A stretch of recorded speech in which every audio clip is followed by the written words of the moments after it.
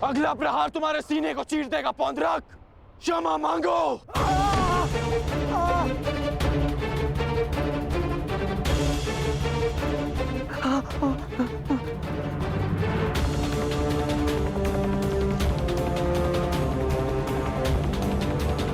अब बोलो, क्या कह रहे थे तुम? कौन हो तुम? मैं ही हूँ वास्तविक वासुदेव, पौंड्रक वासुदेव मैं ही हूँ। पाखंडी!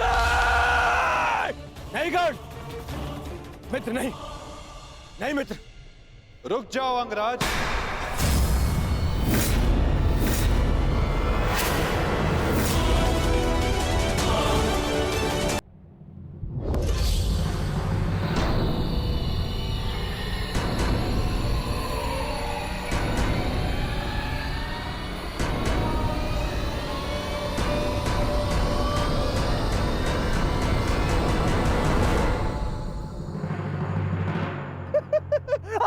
आ गया तू, चलिए आ गया। अंततः वो दिन आ गया कृष्ण, जिसकी वर्षों से मुझे प्रतीक्षा थी।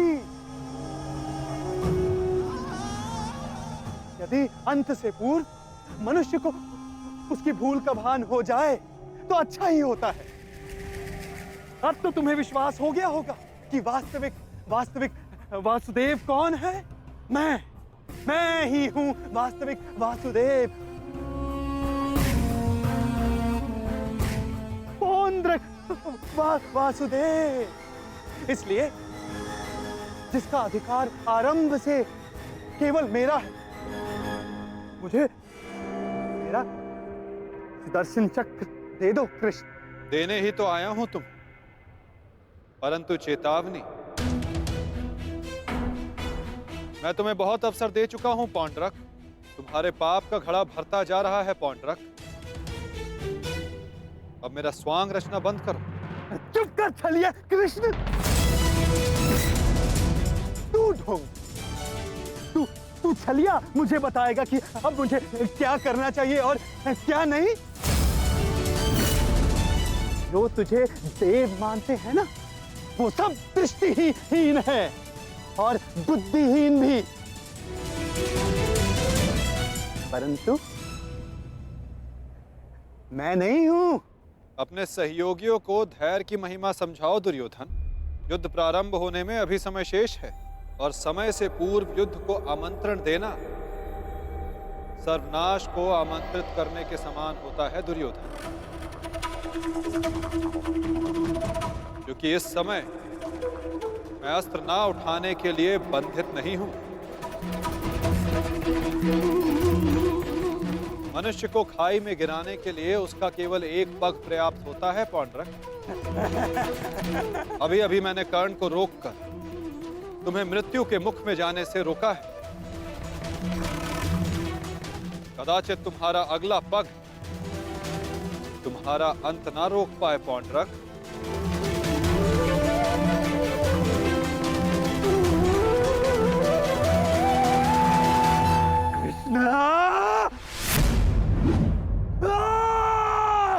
बंद कर ये भाषण छलिए।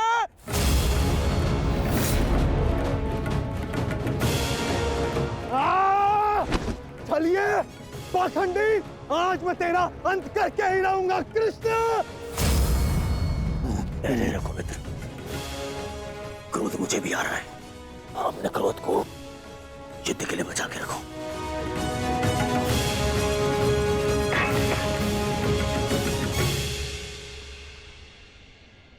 ठीक कहा वासुदेव, युद्ध होगा, परंतु उचित समय पर और उचित स्थान पर। उस महायुद्ध के प्रथम दिवस पर मैं आपको उत्तर अवश्य दूंगा।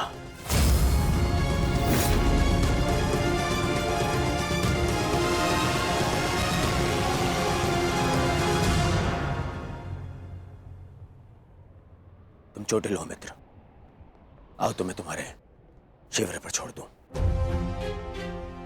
आओ।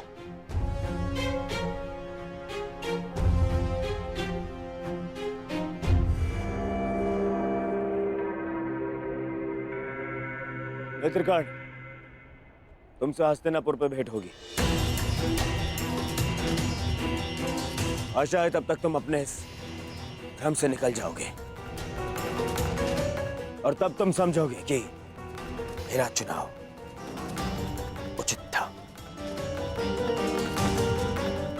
आशा तो मुझे थी मित्र कि तुम अपने भ्रम से निकलकर वास्तविक शक्ति को पहचानोगे,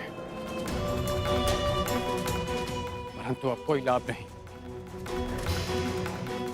जो हानि तुमने स्वयं को और हम सबको पहुंचानी थी, वो तुम पहुंचा चुके हो। चल मोटे, आज कृष्ण, मैं अपना सुदर्शन चक्र तुझसे लेकर रहूंगा, जिस पर आरंभ से केवल मेरा अधिकार था, है और रहेगा।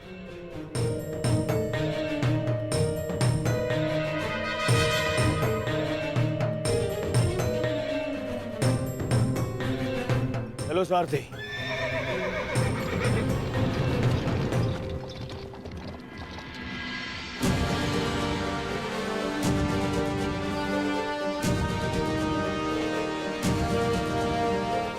प्रणिपात वासुदेव, आज्ञा दें। इतनी भी क्या शीघ्रता मित्र?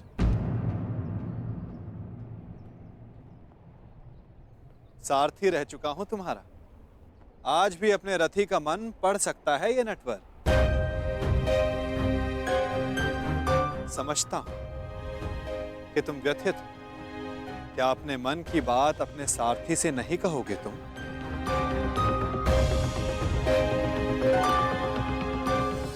अपने रथी का मन आप पढ़ सकते हैं ना, तो पढ़ लीजिए। इसीलिए कहता हूं मित्र, तुम्हें प्रसन्न होना चाहिए।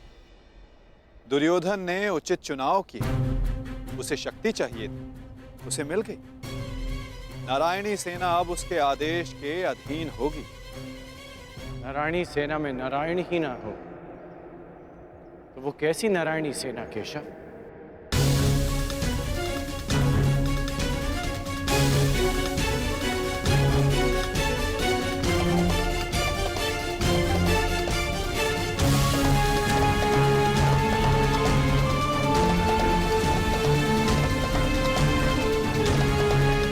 जो दुर्योधन ना पहचान सका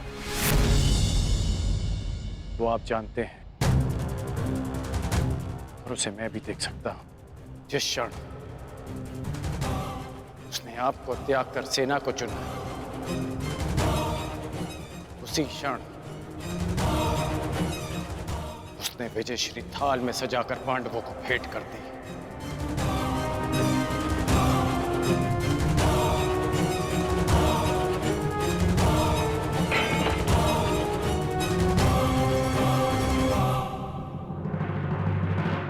तुम्हें ऐसा क्यों लगता है मित्र? नारायणी सेना दुर्योधन के अधीन होने से उसकी शक्ति में वृद्धि अवश्य हुई है। तुम्हें नहीं लगता कि अर्जुन ने भूल की? क्या मिला उसे निहत्थे कृष्ण को चुनने से? जिसके हाथ के संकेत से सृष्टि बनती है और बिगड़ती है, वो कैसे निहत्था हो सकता है वासुदेव? परंतु सत्य ये भी है मित्र कि मेरे युद्ध में उपस्थित रहने पर भी मैं युद्ध नहीं करूं, तो फिर मुझसे किसी को क्या हानि और क्या लाभ? सबसे बड़ा अस्त्र तो आप चला चुके हैं, स्वयं को दुर्योधन के विपक्ष में रखकर। आप ही कहते हैं ना कि निर्णय ना लेना भी कभी कभी सबसे महत्वपूर्ण निर्णय होता है, कि हम पक्ष ना चुनकर भी कभी कभी पक्षपात कर जाते हैं, भले ही संसार ना देख पाए। परंतु मैं जानता हूं कि आपने पक्ष लिया है वासुदेव।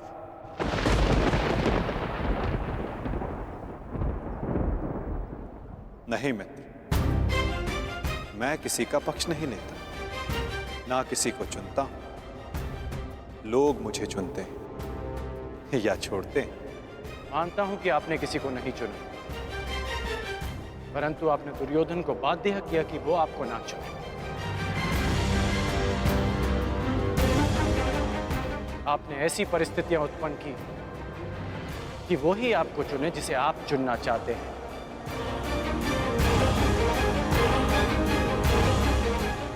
क्या ये एक प्रकार का पक्षपात नहीं वासुदेव? तुम्हारी यही प्रवृत्ति मुझे भाती है मित्र, और तुम्हें सबसे भिन्न बनाती। तुम बुद्धिमान और स्पष्टवादी भी।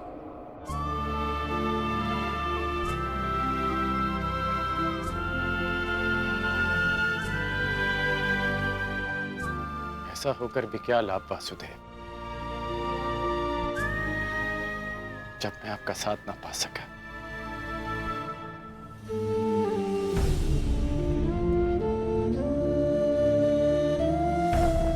कितने वर्ष हो गए हमारी भेंट को? जब से हम मिले हैं, हमारे पक्ष सदा भिन्न थे, परंतु हमारी सोच एक थी वासुदेव। फिर आपने ऐसा क्यों किया? मैंने ऐसा क्या किया मित्र?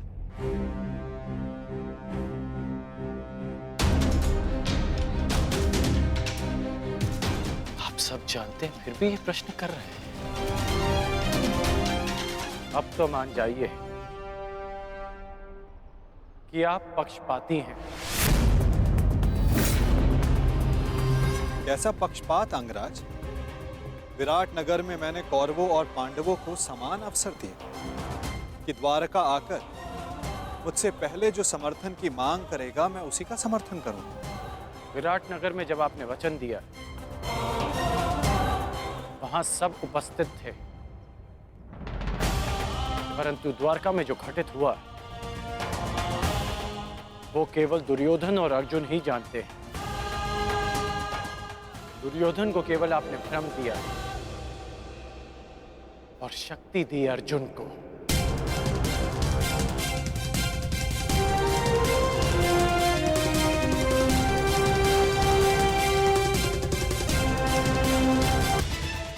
दुर्योधन को केवल आपने भ्रम दिया और शक्ति दी अर्जुन को। नारायणी सेना को चुनना दुर्योधन का चुनाव था मित्र। मैंने तो उसे केवल विकल्प दिए। अब दुर्योधन ने क्या चुना ये तो उसका निर्णय है। इसमें मैं क्या कर सकता था? आप जो कर सकते थे आपने किया माधव, और उसका परिणाम वही हुआ जो आप चाहते थे। यदि आप पक्षपाती नहीं होते तो अर्जुन को देखते ही आप उससे पूछते कि वो युधिष्ठिर के स्थान पर वहां क्या कर रहा है, परंतु आपने ऐसा नहीं किया। यदि तुम दुर्योधन के चुनाव पर निराश हो, तो खेल मैंने नहीं, उसके दम, उसके लालच उसके अहंकार ने खेला है मित्र। आप भी भली भांति जानते हैं कि दुर्योधन युधिष्ठिर से कहीं अधिक सक्षम शासक है। इस समय भारत को शासक की नहीं, धर्म की आवश्यकता है, धर्मराज की आवश्यकता है मित्र। फिर भी मैंने तुम्हारे तथाकथित सक्षम शासक को विकल्प दिए मित्र, जो विकल्प चुनने में ही चूक गया। वो कैसा सक्षम शासक मित्र? और मेरे विकल्प का क्या? आपने मुझे विकल्प क्यों नहीं दिया? कौरवों और पांडवों के मध्य आपने मुझे क्यों छोड़ दिया? क्या आपकी दृष्टि में मेरा कोई महत्व नहीं केशव? मैंने तो सदैव तुम्हें विकल्प दिए मित्र, अब तुमने ही मुझे नहीं चुना, तो उसके लिए तुम स्वयं उत्तरदायी। मैंने तो वर्षों पहले तुम्हारा सारथी बनना स्वीकार किया था मित्र, परंतु तुमने ही अलग मार्ग चुना। मैं तुम्हें सदा धर्म के लिए लड़ते देखना चाहता था, परंतु तुमने सदैव दुर्योधन के छल का साथ दिया। परंतु अब भी कुछ नहीं बिगड़ा, तुम्हारे लिए अब भी अवसर शेष है मित्र। तुम मनुष्य श्रेष्ठ हो, परंतु अनुचित स्थान पर। उचित स्थान का चुनाव करो मित्र। ये विकल्प नहीं है माधव, और यदि आप इसी को विकल्प कहते हैं तो आप ऐसा विकल्प मुझे अनेक बार दे चुके हैं, और मैंने सदा आपसे कहा कि ऐसा संभव नहीं है। मुझे इस बात का खेद रहेगा कि आप मेरे साथ नहीं होंगे, परंतु ये खेद मैं अपने मित्र को नहीं होने दूंगा, जिस मित्र ने मुझ पर विश्वास किया। आप अपना धर्म निभाइए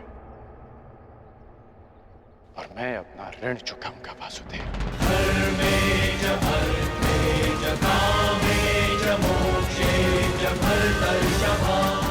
युद्ध में भेंट होगी। प्रणिपात वासुदेव।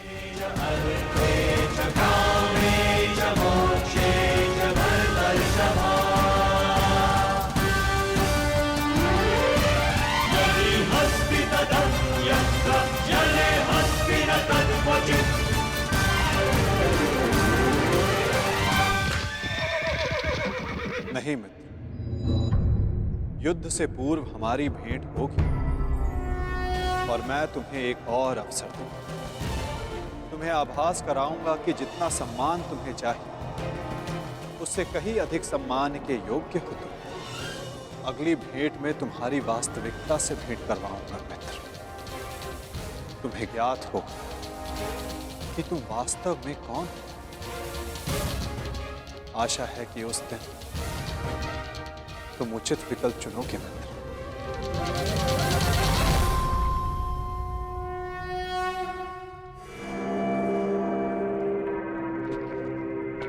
अमश्री,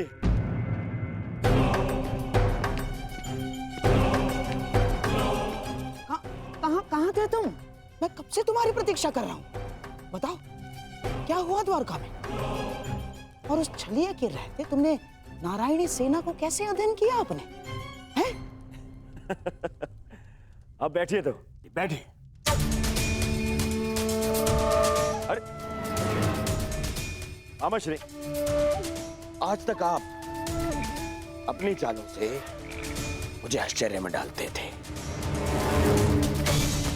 परंतु आज मैंने इतनी बड़ी वजह से आपको और सबको आश्चर्य में डाल दिया।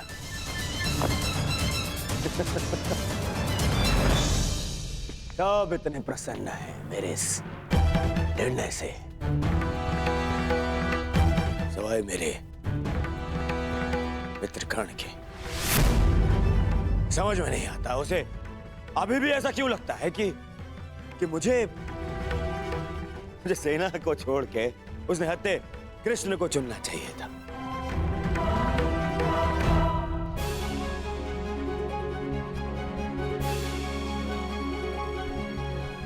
आज वासुदेव हमारे साथ है तो इसका सारा श्रेय पांचाली को जाता है। यदि तुमने अर्जुन को ना भेजा होता तो कदाचित ये संभव ना होता। आपका मेरे प्रति इतना विश्वास मेरे लिए बहुत सम्मान की बात है आर्य, और मुझे भी पूर्ण विश्वास है कि आप हस्तिनापुर के लिए अधिक योग्य शासक सिद्ध होंगे। अरे कोई जाओ, समझाओ, बताओ उसे कि कितनी बड़ी भूल कर रहा है वो। भूल तो तुम कर रहे हो दुर्योधन।